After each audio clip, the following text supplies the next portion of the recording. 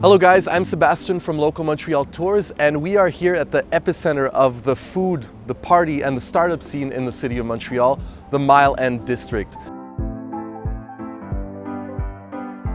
Now, I've been happily calling this place my home and workplace for over 5 years now, and I came up with a little list that I'd like to share with you of 25 amazing things that you can do during your stay in Mile End, Montreal.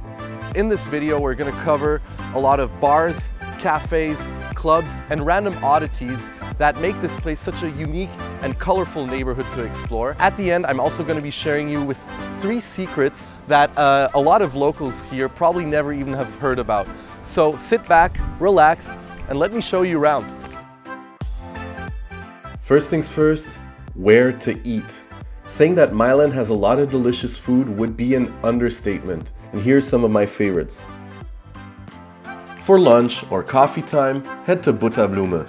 This place has many things at once: a restaurant serving up seasonal colorful dishes, a cafe with freshly baked cakes and cookies, a boutique with magazines, books, and yes, flowers, even a food counter with bread and seasonal vegetables from local farmers.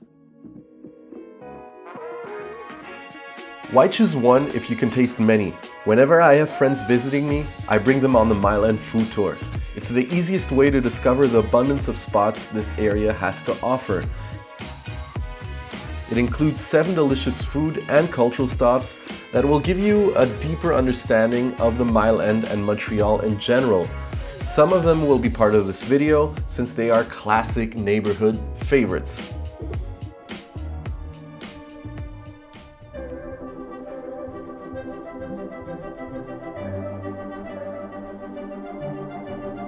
This next place is a very special place for me. This is La Drogheria Fine, and it's run by a good friend of mine, Franco Gattuso.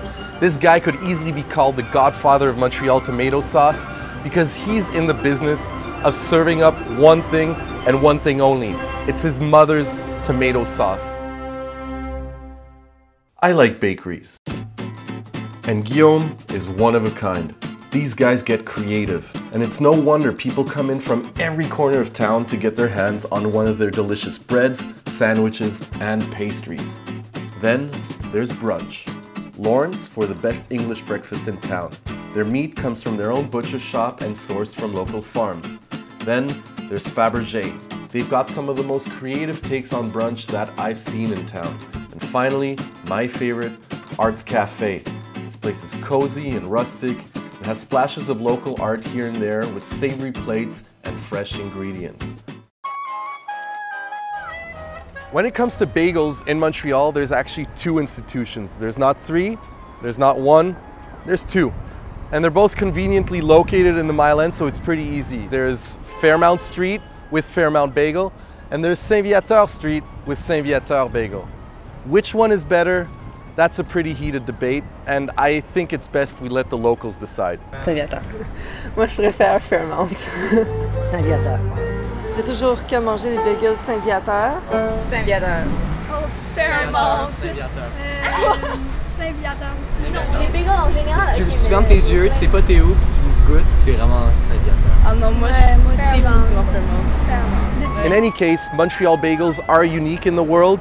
There's nothing like them, and here at Saint-Viateur Bagel, they dish out over 12,000 a day, and they've been open for 60 years, so we can safely say that this place is an institution.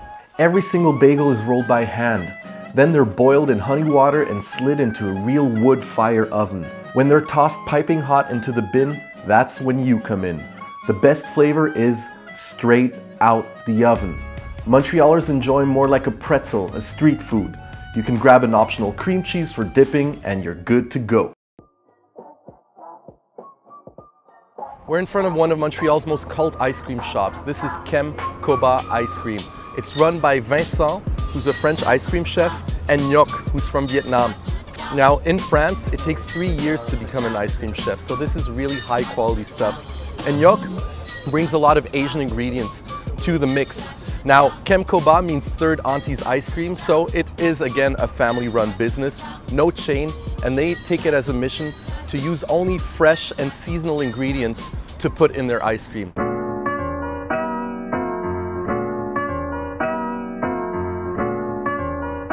There are a lot of cafes in Mile End, but there's really only one institution.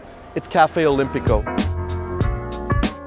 It's been open since 1970, and it's where all the locals go. It's probably where you want to go if you want to have a good, honest cup of Italian espresso and meet a local out on the patio. Or, if getting cozy on a sofa and listening to some live music is more your thing, head to Dépanneur Café. It's perfect for reading, working, or zoning out on a little jazz. They've also got a beautiful green patio out back, and it's a real secret gem of the neighborhood.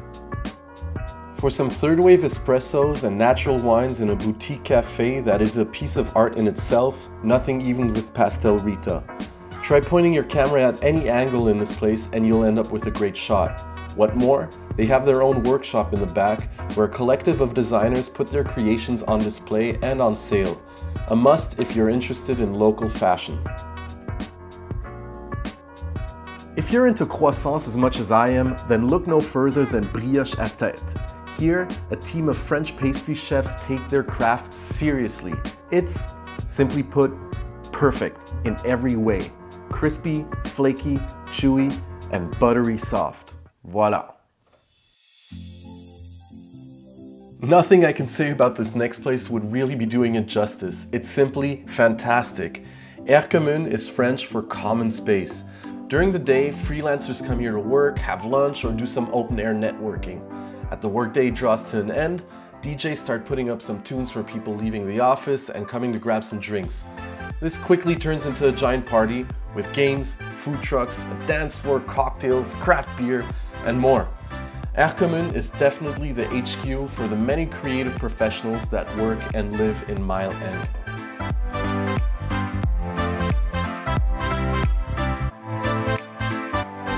So when it comes to craft beer in Montreal, we have a lot to choose from. Locals usually agree that Dieu, Ciel here is amongst the best. It actually won Best Bar in Canada by ratebeer.com. Now, I usually come here and have the same thing all the time. This is my favorite. This is the Rose Hibiscus beer. I actually have a hard time ordering anything else than this. Make sure when you come here to come before 4 o'clock because then it starts filling up pretty quickly. People coming in from work, people meeting friends, meeting dates. In any case, try this beer. You won't be disappointed. Santé. If you want to hang out with a group of friends and enjoy some fresh craft beer, Siboire has got you covered. It's located in a gorgeous historical buildings and offers plenty of space both inside and outside on the terrace. Santé, that's cheers in French. Want something refreshing and non-alcoholic? Try out my friend Atik's famous homemade hibiscus lemonade. He gets the flowers directly from his home in Mauritania. It's a tasty, refreshing, and therapeutic beverage, and it'll set you right. Now, have I mentioned cocktails? No? Well, look no further than Kabinet. This place combines top quality mixology with a sunny terrace, perfect for getting together with some friends. Try their Moscow Mule. It's served the right way in a copper mug. And at night, this place opens up as the club next door called Datcha, which brings me to my next topic. Nightlife. Datcha is one of the clubs I would recommend the most in Montreal. Cool crowds, great music, and lots of different events and DJs spinning different sounds depending on which day of the week. If you're a film buff or just generally interested in culture, then Cinéma Moderne is the place for you. It's just opened and is the first film theater in town that's equipped with an alcohol permit. This means that they have their very own bar where you can lounge and discuss your taste in films. They've got a super diversified program ranging from vintage films, repertoire cinema, and new indie releases. It's a place where you can easily meet a local and international filmmakers due to the regular film festivals, forums, and Q&As that go on here. I'll show you this place. You must both be terribly hungry. All right, let's go. For cheap beer, a low-key, artsy and local atmosphere, Casa del Popolo never disappoints. They also have a concert room right next door, making them a leading venue space for indie musicians in Montreal. There's also a nice cozy terrace in the back, as well as vegetarian pub food. When it comes to cult bars in Mile End, Waverly is #1. Awesome people, great atmosphere, and crazy interior design, The summer terrace is good for chilling, food, and it has DJs. This place is just quaint enough to be able to hear your friends speak while sipping on a great cocktail. Get a move on and join the action at Ping Pong Club. As the name suggests, you can practice your ping pong paddle skills or just boogie out on the dance floor. It's up to you. It's great to have fun and meet some people. Drawn in Quaterly is a local gem. Tucked away in a little store on Bernard Street, this bookstore happens to also be one of the largest independent comic book publishing houses in North America. And finally, there's the Twilight Garden. A surreal patch of green space filled with steel sculptures made by a local artist. It's hidden in the very northern border of Mile End, right before the railroad tracks. This is a perfect place to relax and snap some really unique photos. So I hope you enjoyed the video, and as promised, I still have 3 little secrets to share with you that even many locals have never heard about. So without further ado, here we go. Did you know that the band Arcade Fire met in Montreal and lived together here in Mile End? They actually signed their name right out front of their studio on Saint Laurent Boulevard. Pretty cool, right? If you're having coffee at Olimpico, you'll notice that the windows read open.night. This is not a typo. It's actually because back in the day it read open day and night. And when over time the window washer peeled off the Y, it kind of stuck. When they redid the whole windows new, they kept it. Now it's open.night. Now in the Mile End, there's actually a little gem that was brought over here by a good friend of mine. This is Fred. What's up, Fred? Hello, Seb. You want to tell us about this thing? Okay, so yeah, sure. It's the Givebox project. It's an international movement that you can find in multiple cities around the world, especially in Europe. And we have one here in front of us in Montreal. The concept is that you can bring anything cool, anything that you don't need anymore from your place. I have a cup today. And you just bring it to the gift box, and in exchange you can pick another object in it. All right. So it's been there. This thing has been there for 5 years now, and it's pretty solid. And let's find out what we got inside. So I'm just gonna let the cup go. You know, I like this this sport stuff. You know, I would actually need something like that to get my muscle. You know, but I also kind of, I don't know. What do you think of this thing, one? I like. Bizou? I like this guy. Bizou. I'm just gonna steal 2 objects. That's it, guys. I hope you enjoyed my recommendations. Let me know what you think. I'd be really curious in knowing what your favorite place in the Mile End was. Did I overlook anything? Let me know in the comment section below. Also, what is your favorite bagel? In any case, if this video helped you out, feel free to leave us a like. And most importantly, enjoy Mile End. And I hope to see you around my neighborhood.